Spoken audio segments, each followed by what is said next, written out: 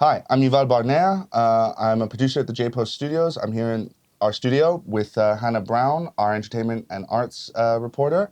And we're going to discuss Eurovision because that's coming up this week. And a lot of people have questions. A lot of people don't really understand why Israel is in Eurovision, what we're doing here, how well we do. It's something a lot of people don't really tend to understand. So we're going to work through. We're going to talk about all the different things that are going on, why we're there, how we might do, how other countries are going to do, and whether we're going to experience a similar amount of, shall we say, controversy as we did last year. With that, I'll introduce Hannah Brown. Hi, Yuval. So let's start with, why are we even in Eurovision? Why are we there? Well, Eurovision was started in the 50s, and the idea was it was going to be an international competition that would be peaceful.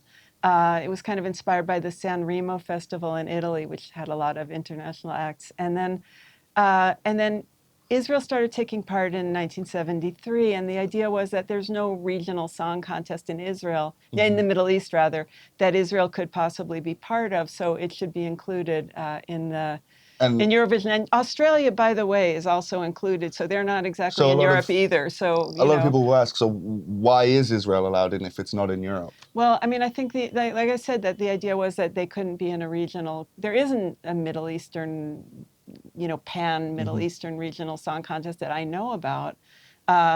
And so Israel's just always had this sort of home at Eurovision.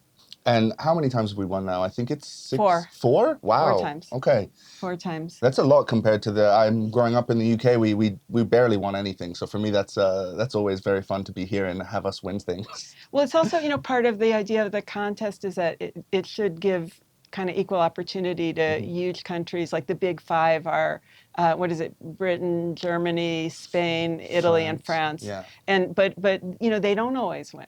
No, I mean, I remember in the UK, people don't care because we're always in the final. So it's not really a competition for us. As we just end up there, we tend to get very low points. Well, so we're talking a little bit about the rules. So these top 5 countries are the ones that support it the most financially, and so they automatically are in the finals. Yes. So they don't need to compete in the semifinals. Yeah, so we'll say the semifinals are starting tomorrow. Tomorrow. So that would be Tuesday, and Israel will have to compete in the semifinals. So there's not a guarantee Israel makes it to the final, but I think we can both say at least from what I've seen this year, I think Israel has a pretty good chance of making it to the final. Israel usually makes it to the final. Yeah? Yeah. Then we're probably, we can't say for certain. Maybe we'll screw up massively this year, but I really doubt it. I've seen some of the other acts. I don't think we're going to be that bad. So let's talk a little bit about exactly what the rounds mean and how the voting works. So the voting is sort of split into 2 sides, right? You've got the popular vote and the jury vote. And I think for a lot of people who are each country has its own jury. Yeah. So I think for a lot of people who are used to, say, singing competitions like American Idol or X Factor, they're used to this idea of it's just the popular vote. But that's not the way it works here. Could you give us a little bit of explanation of how this might be different to a regular song competition? Well, so just as you said, so each country has its own jury of entertainment professionals, musicians, and so forth, and then they vote, and then it's combined with the audience votes that people vote for it, through online or through the telephone. They have, and it's and now the rest of the world can also vote. It's called the rest of the world voting. So it isn't. It used to be only for participating countries. But I think the most interesting thing about the voting to me is that each jury is absolutely forbidden from voting for their own country, and also the people who are watching it are blocked from voting for the country that they are, that they're voting from. So if you're online or whatever, you'll see if you try it, it won't let you do it. So don't do that. Also. And for also a lot of people, I think the whole idea of having multiple sets of points will be something that they're not really used to, because you don't see that in other singing competitions very often, right? You don't see this idea of having almost ranked choice voting. Right. And at least from what I remember, Israel tends to do pretty well on the popular vote, but not so well in the jury votes. Is that common? That's absolutely true. Yeah, last year was a good example. So Eden Golan, who was Israel's representative, she came in second overall in the audience voting, but only fifth in the jury votes. So, and I think she ended up finishing fifth. So it's, so they, it's a mix. I think part of, the reason they keep the juries, because the question is, why have the juries in a certain way, right? Because people should be able to watch it and vote. But I think it just makes it longer and more suspenseful. And it really, like, it's an event where hundreds of millions of people watch it all over the world, kind of, except in rest of the world, except in America, but and a few other places. But people are really on the edge of their seats because of combining these two factors of the different votes. You really don't know until like the last minute who's going to win. Usually, but sometimes but right? Aren't people always at that? I'm always on the edge of my seat. Yeah. I'm always sort of like right up until the end. I always think I know who's won, and then it just always. I don't know if Eurovision intentionally set up the points results in that way, or if it's just every year they just manage to pull off some sort of very suspenseful win. But yeah, I definitely remember this because every time, like, it always used to shock me when I would see, like, oh, Israel, we get so low points every time when they're announcing the jury votes, but then as soon as the popular votes come in, suddenly we would shoot up, and I always counted on that being more, that we're popular with people more than we are with the juries. Yeah, well, everyone thinks that, we tend to think that the world is against us in Israel, but the Eurovision voters are not against us, and that's important to remember. And Israel's always done well. I mean, it's won 4 times, and it won twice in the 70s. And then it won again in 1998 with Dana International, who was the first openly transgender contestant. And then it won again in 2018 with Neda Barzilai. Yeah. And, and then we've done well. Like in 2023, it was Noah Kirill, and she came in third. Yeah. So it's not too shabby. Yeah, especially. I remember, I've even seen now, like, reading a lot of social media posts about Eurovision this year. People were like, wow, Noah Kirill really was, like, Israel's, like, they were like, it's so bad for her because that year there were so many other acts that were, like, the fact that she got third is kind of just showing how the level of talent that a lot of the countries bring to the competition, that Israel's biggest star only ends up in third, is a big sign that even if some countries aren't trying, a lot of countries are really trying to win. I think that everyone's trying because, so it's like in sports, they say on any given day, any team can beat any other team. So in Eurovision, technically, on any given day,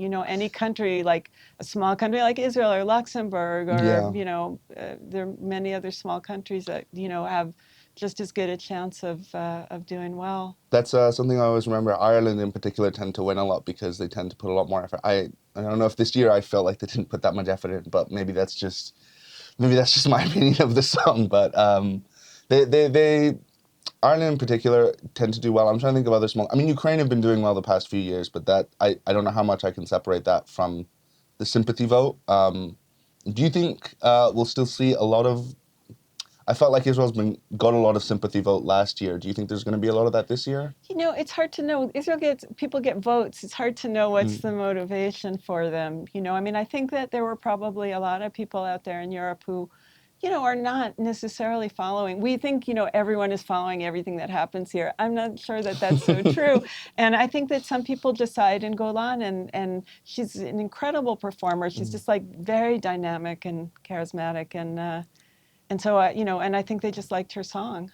Yeah, I mean, Golan, her song was really good last year. Okay, we're now going to pass off to Mathilda and James, who are going to give us a bit of an explanation on how countries vote.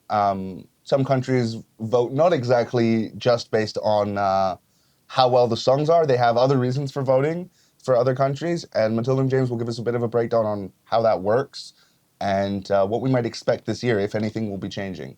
Over to you, Mathilda and James. Thanks so much, Yuval. So, James, I hear you're a bit of an international relations buff. What is your thoughts on Eurovision, politics, that kind of thing? Eurovision quite often has political voting show up in the popular vote results. For example, Greece and Cyprus will always vote highly for each other. Turkey and Azerbaijan, who have a historic relationship, will always vote highly for each other. Azerbaijan and Armenia, who really dislike each other and quite often at war with each other, will almost never vote for each other, on the other hand. You'll also see the Nordic, Scandinavian countries vote for each other quite often. The Baltic Three of Lithuania, Latvia, Estonia vote for each other quite often. And countries that have a lot of expats from another country, for example, Germany, where quite a lot of Turkish people live, will quite often vote highly for Turkey in the popular vote because the people will vote for their home country and for countries that they like and feel some kind of connection with, regardless of how good the song actually is. Right, I understand. And do you think that political sort of side of things will affect the voting for Israel? So there's a few countries that sort of are exempt for this, and weirdly, despite being a bit of controversy internationally, Israel seems to be one of those. Israel's a country that either doesn't do well at all and almost crashes out during the semi-final stage, or will quite often reach the top five when they have a good song, like hopefully like last year, like with Golden Boy a few years ago as well. And Toy, of course, won. And Toy, of course, won. For the fourth time for Israel, that Israel's won. Israel won twice in the 70s and once in the 90s as well. Even though I was born in the UK and now I live here in Israel, I'm not necessarily going to be voting for the UK just because it's where I'm from.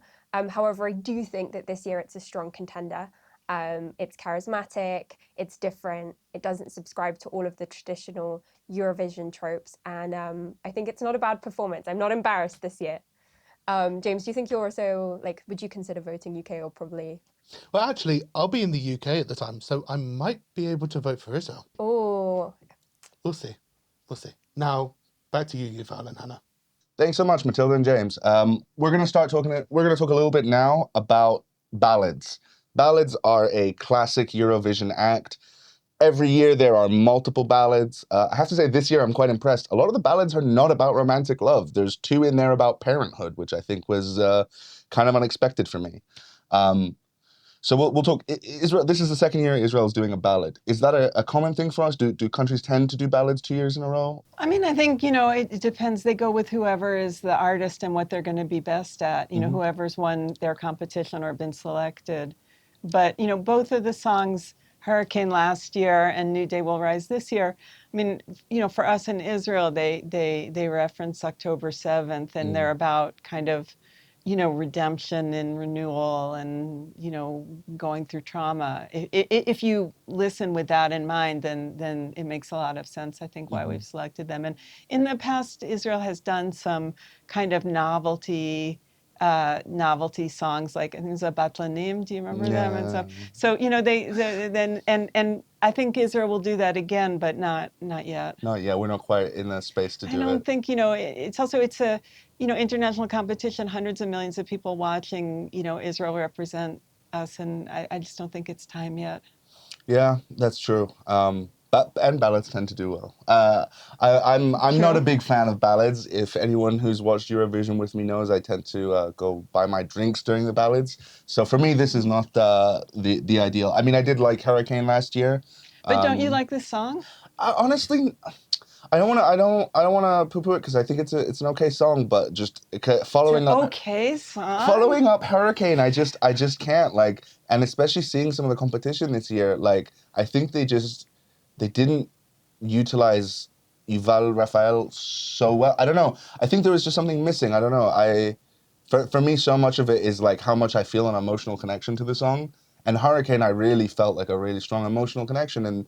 And this year, less so. And I don't know if that's just because this year I'm not so close to what's going on, or if it's just, for me, 2 years in a row of ballad, I'm just sort of ballad out, and it's not really my style of song. Well, maybe if you listen another couple of times, another 10 times. It has grown on me. Because they tend to grow on me. I don't know. I'll be honest, it's also the piano they do. So many acts this year are doing that exact same type of piano work, and it's a way of playing piano that I just personally don't really like.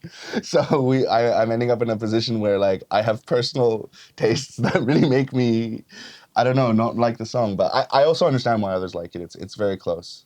We'll now cut over to Mathilda and James again, and they'll give us a breakdown of more what we can expect from the costumes, the stage breakdowns, and anything else that's not exactly the singing side of the competition.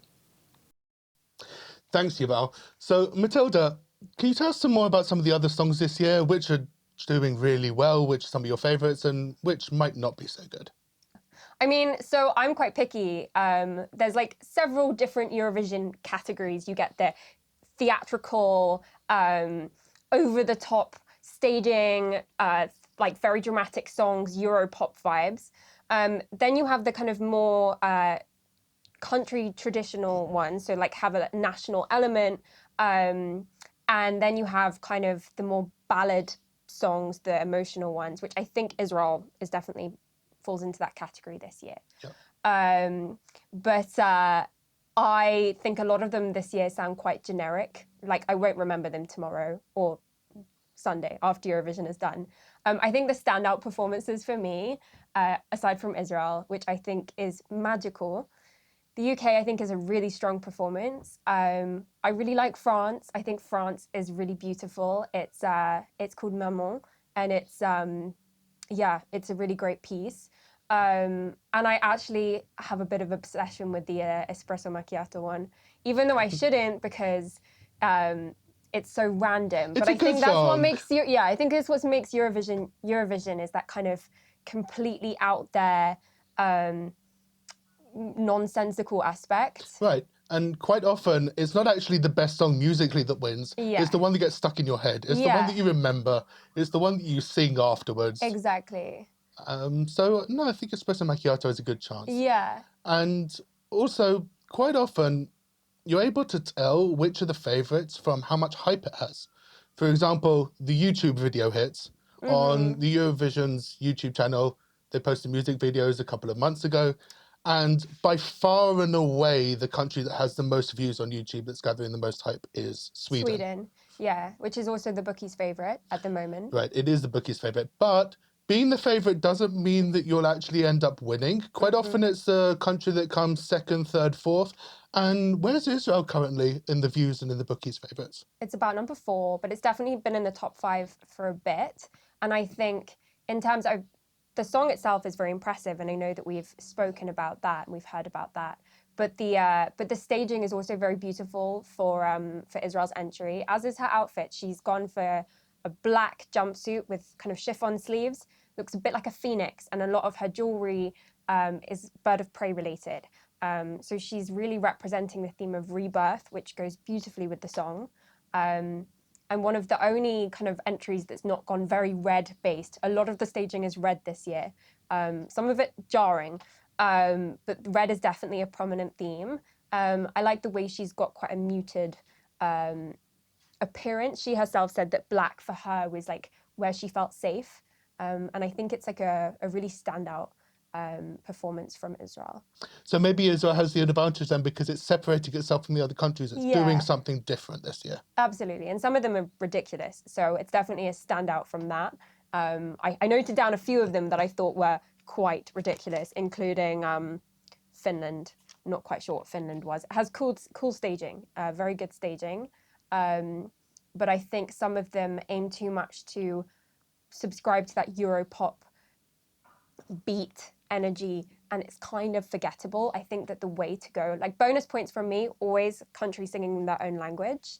Well, that used to be a rule in the tournament. It used to be a rule, and then they changed it, and everyone thought they needed to sing in English to win. And now you're seeing more countries singing in their own language, like Albania, France. These entries this year are all in their own languages, and I think it really makes it more engaging. And I also noticed that in the kind of more recent years, those with a message, the songs with a story behind them are doing a lot better, whether it's about like absent parents, or there's 3 songs this year about cancer, like surviving cancer. I think that that's becoming more powerful in terms of popularity. The ones that... Well, it's all part of the message and the hype, because quite often people decide before the competition who they're actually going to vote for. They've already chosen their favourite song, and so I think that is also a part of it. Yeah, exactly. Back to you in the studio, Val. Okay, thank you, Mathilda and James. We're back, and we will be speaking a little bit about Yuval Raphael, her story, and whether we should expect her to be treated the same way Eden Golan was treated last year. So, could you tell us a little bit about what exactly her story is, because I'm sure many people know a little bit about it, but they're not going to know maybe just a little bit about it so they can understand a bit better.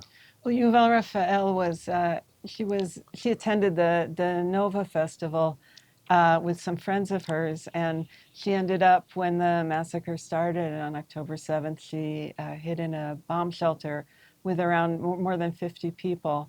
And the terrorists came, they threw grenades in several times, they shot in several times. The woman next to her was killed, and she spent hours hiding there under dead bodies, and then was rescued. And so she said that she's really not afraid of, being booed in Eurovision as Edin Golan was last year, which certainly could happen again. And she's just seen a lot worse than that, and she's not frightened. She also spent part of her childhood in Switzerland. A couple of lines in the song are in French, a couple are in Hebrew, but she's very comfortable being in Switzerland. And she hasn't really had a performing career, but she is a trained vocalist, and she said that the experience of going through the Nova helped her conquer her stage fright, which is interesting. That's really interesting. I mean, we already saw a little bit of controversy. I don't know if you saw this, that yesterday during the parade, someone wearing a keffiyeh and waving a Palestinian flag made a throat-slitting gesture at her. I saw that. And Khan have already complained to the EBU and to the Swiss police. So I'm sure that will develop. And Switzerland doesn't tend to have a very high tolerance for this sort of thing. But should we expect there to be more overt acts like this during the performance, or has the mood been a bit calmer than last year?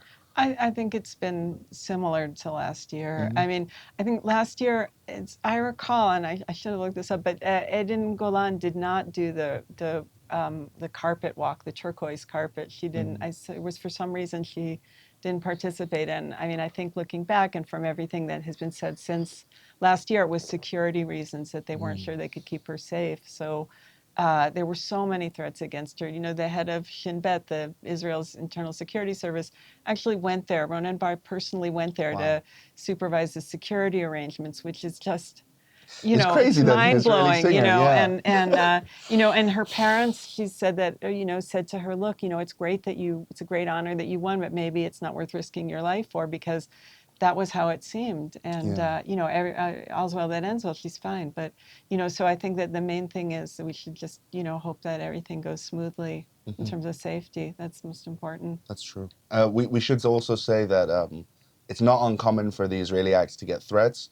One of my earliest memories of Eurovision is the Israeli act having to tell Israeli TV how he lied to someone who asked him if he was Israeli, because that guy then said, good, we're going to go bomb the Israeli act's a hotel room. And, I'm sure that guy, I don't know how serious that threat was, but that for me was a key memory of Eurovision, was that even at Eurovision, the act still has to hide who he is. So this year, we're also going to be seeing the Palestinian flag is being allowed. That's a big point of controversy. Do we know why that's being allowed this year versus other years when only national competing flags were allowed? I don't really know the reasoning that went into it, but I'm sure there was a lot of pressure on them to allow it. I mean, the Palestinians don't, they don't compete, and but they aren't allowing the acts to have any kind of political symbols. That's always been the policy. Because I remember that it was only a few years ago that they actually allowed the LGBT flag, despite that being a huge chunk of the market for the Eurovision. I don't know. I don't know. It seems like a very European thing about flags. Yeah, well. Okay, and the last thing we're going to talk about is more controversy. But just that there were calls for Israel to be kicked out of Eurovision this year, as there were last year. Every day there are more calls. I've checked my phone now. There'll be calls since we started. Oh my God. So, I mean, the Swiss act from last year, just a couple of days ago, asked for Israel to be cut.